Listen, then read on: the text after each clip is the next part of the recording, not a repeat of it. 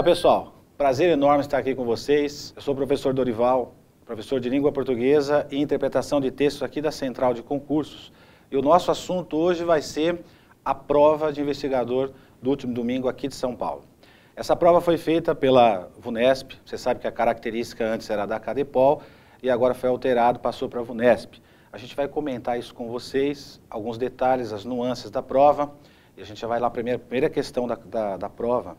Característica da VUNESP, né? Típica característica da VUNESP, você que conhece a prova da VUNESP, você já viu que eles colocam uma charge, né? Eles colocam uma charge e mandam você interpretar isso. De vez em quando você tem que interpretar de acordo com a gramática e às vezes de acordo com a interpretação de textos. Então você está vendo a charge aí na primeira questão, a imagem está aí para você. Observe o seguinte, tem duas pessoas conversando, né? É uma tira do Hagar e o Hagar está sentado, praticamente jogado nesse sofá. Observe o seguinte, olha, a esposa do Hagar, ela fala o seguinte, como o Hagar era quando era mais novo, essa amiga dela perguntando. E ela responde, ele era um jovem impetuoso, presta atenção nessa palavra, ó, presta atenção na palavra impetuoso, essa palavra é uma palavra-chave para você responder essa questão.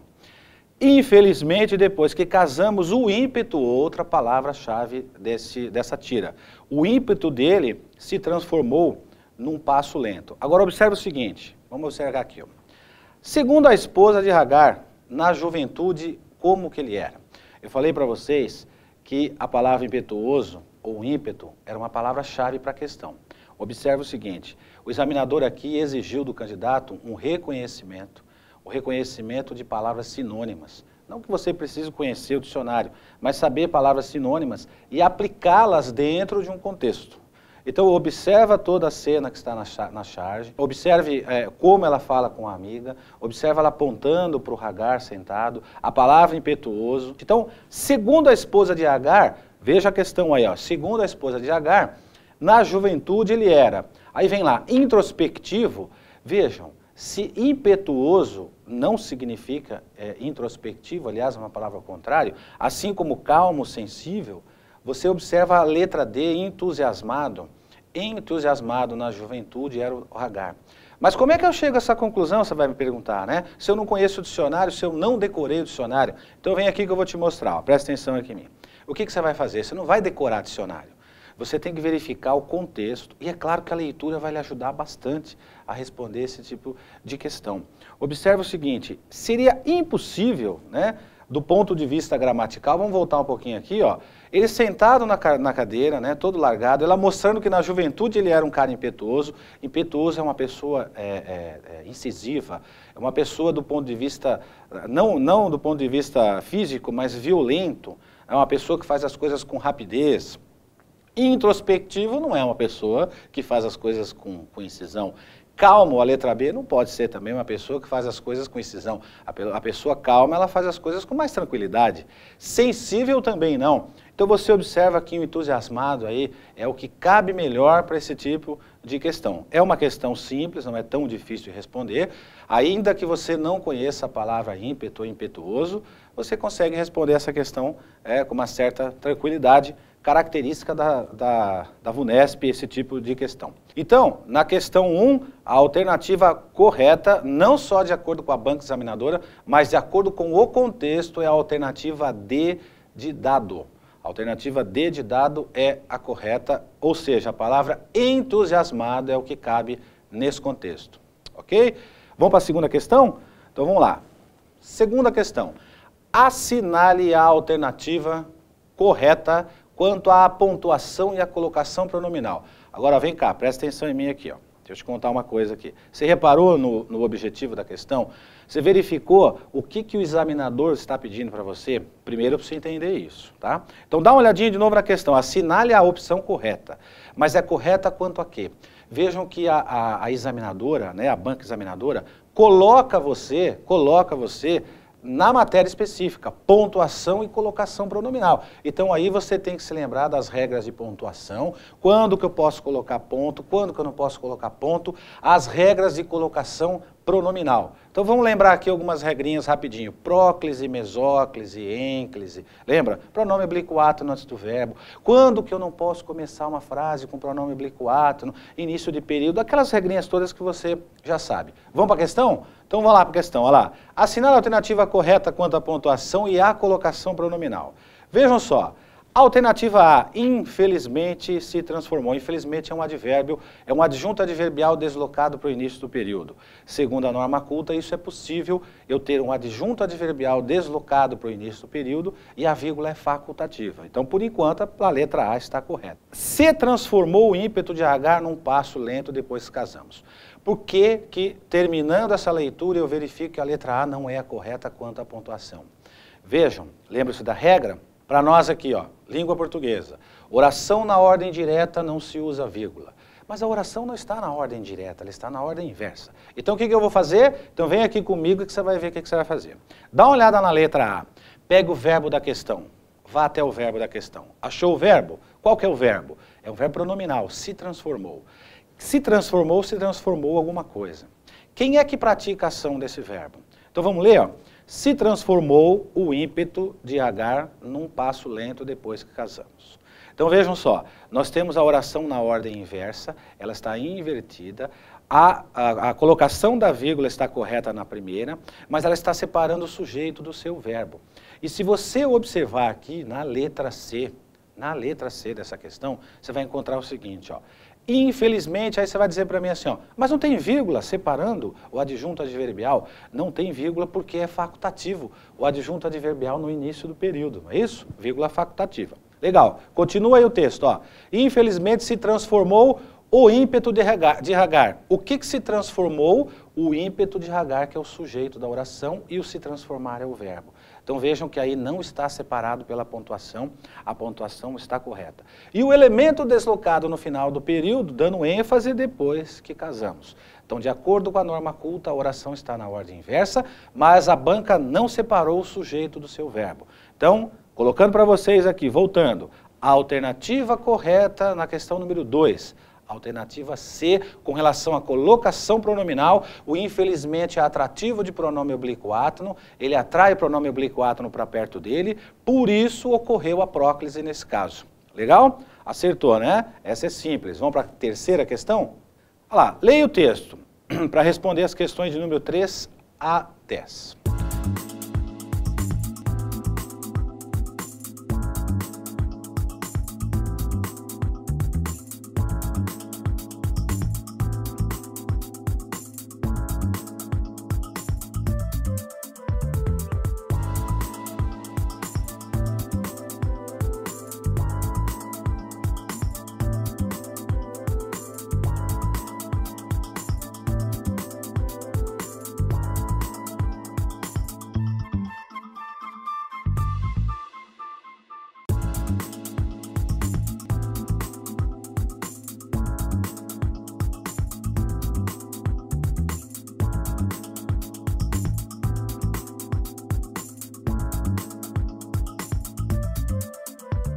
Legal, então olha só.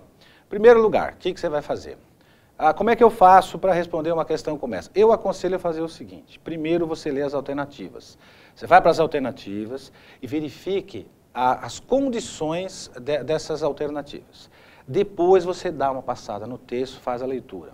Eu aconselho isso por quê? Porque às vezes a banca examinadora coloca você num ponto adequado, segundo o autor do texto na terceira linha do 5º parágrafo, etc. Claro que isso não é uma regra, né? É apenas uma dica. Não sei se nesse texto vai funcionar, então o que você vai fazer? Você tem o texto em casa e você vai ler esse texto. Nós vamos direto para a questão, porque no nosso caso aqui não haverá necessidade de leitura do texto, porque eu vou mostrar para vocês onde está a resposta. Então vejam só, a questão 3, as informações textuais mostram que, em determinados contextos, os preceitos da Constituição e do Código Civil, o que acontece com os preceitos da Constituição e do Código Civil. Então, olha só, se você observar lá no texto, logo lá no 2º parágrafo desse texto, você vai encontrar assim, ó, a Constituição provê que os historiadores e biógrafos se voltem para a história do país e constituam, etc, etc. Aí vem logo embaixo assim, ó, já Já o Código Civil, observou essa palavra já? Então vejam, não parece que tem uma contradição entre essas informações? Constituição Federal e Código Civil, tem uma contradição aí, não é? Então dá uma olhadinha na letra C, ó. O que significa os preceitos constitucionais e do Código Civil? Eles entram em choque, alternativa E, olha a alternativa E, ó.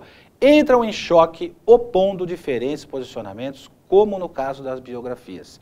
Se você olhar o segundo parágrafo, você vai chegar a exatamente essa conclusão e você vai ver que todas as outras alternativas, elas estão absurdamente contrárias ao que aparece no texto, ok? Então, ó, de novo, ó, vai lá no segundo parágrafo, procura lá a Constituição e o o Código Civil. Você vai ver a contraposição entre as informações contidas nessa legislação. Então, reforçando para vocês aqui, questão 3. A questão 3, a alternativa correta, a adequada, é a letra E, ok? Próxima. Vamos ler. O título, em harmonia e coerência com as informações textuais. Volta aqui para mim. Volta aqui, ó. Presta atenção aqui, ó. Leia o texto de novo, o enunciado. O título, que título? O título do texto. Tá vendo? Você vai lá no texto, você vai ver o título. Então vejam, o título junto com as informações textuais. Harmonia e coerência com relação às informações do texto. Então presta atenção, você tem que olhar o título, verificar o título e a conformidade desse título com o texto, ok? Legal. Reporta a. Aí vem lá as alternativas, né? A liberdade de expressão dos Estados Unidos na Europa. Se você olhar o texto, você vai verificar que tem a palavra Estados Unidos lá, mas não está se reportando a expressão nenhuma. Se você verificar o texto, também, você vai encontrar dentro desse parágrafo, aliás, dentro das informações contidas dentro desse parágrafo, você vai encontrar a seguinte informação.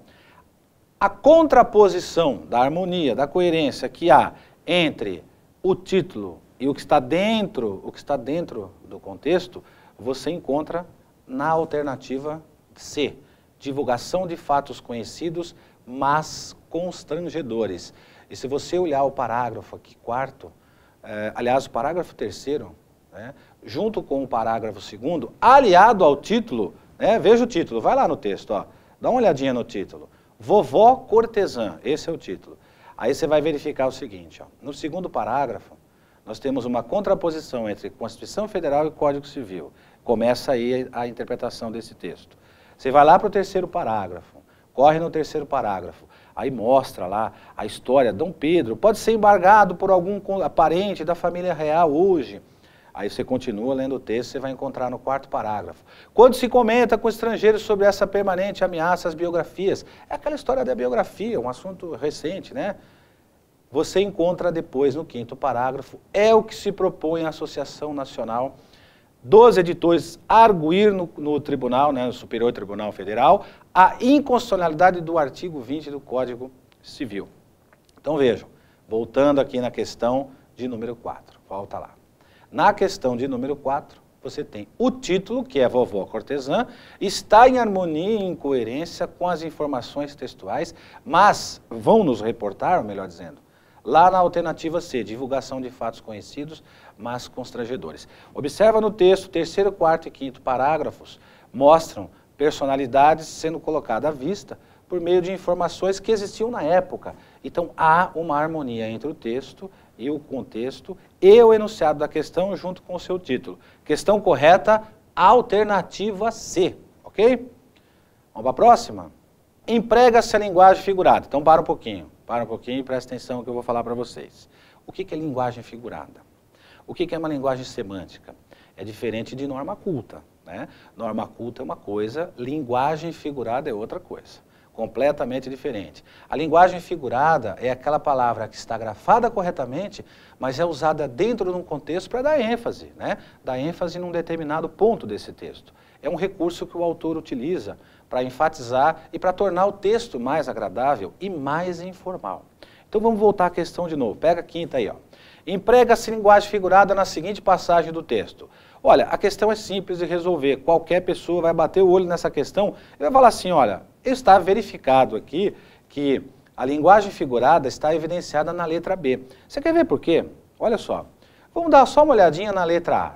Vejam só. O Código Civil, vírgula, que garante ao cidadão o direito à privacidade e o protege de agressões à sua honra e intimidade.